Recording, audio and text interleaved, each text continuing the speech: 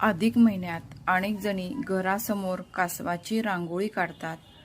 पण तुम्हाला माहिती आहे का, यामागे एक खास धार्मिक महत्त्व दडले आहे. ही रांगोळी 7 ते 4 टिपक्याची आहे. नमस्कार मंडळी, जय सद्गुरू चॅनलमध्ये तुमचं मनापासून स्वागत आहे. आज मी अधिक महिन्यात काढली जाणारी शुभ कासवाची रांगोळी तुमच्यासोबत शेअर करत आहे. अधिक महिना हा भगवान विष्णूंना समर्पित महिना आहे. कासव हे भगवान विष्णूंच्या कूर्म अवताराचे प्रतीक आहे. म्हणून या महिन्यात कासवाची रांगोळी काढणे शुभ मानले जाते.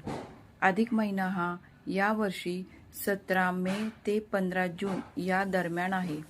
या महिन्यात पूजा, दीपदान, रांगोळी आणि नामस्मरण यांना विशेष महत्त्व आहे. ज्या घरात कासवाची रांगोळी काढली जाते त्या घरात सकारात्मक ऊर्जा वाढते, घरातील नकारात्मकता दूर होते आणि सुख शांती टिकून राहते. कासव हे संयम, स्थिरता आणि दीर्घायुष्याचे प्रतीक आहे.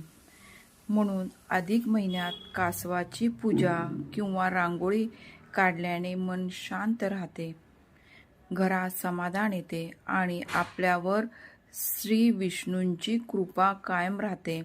म्हणून कासवाची रांगोळी आवर्जून काढा. कासवाची रांगोळी काढल्याने धनसंपत्ती टिकून राहते, घरात बरकत वाढते आणि अडलेली कामे हळूहळू मार्गी लागतात. ही रांगोळी रोज सकाळी स्वच्छ अंगणात किंवा देवघरासमोर किंवा तुळशीसमोर काढली तर त्याला अधिक पुण्य मिळते असे शास्त्र सांगते. काही जण कासवाच्या रांगोळीत स्वस्तिक, कमळ किंवा ओम देखील काढतात. यामुळे रांगोळीचे आध्यात्मिक महत्त्व अजून वाढते.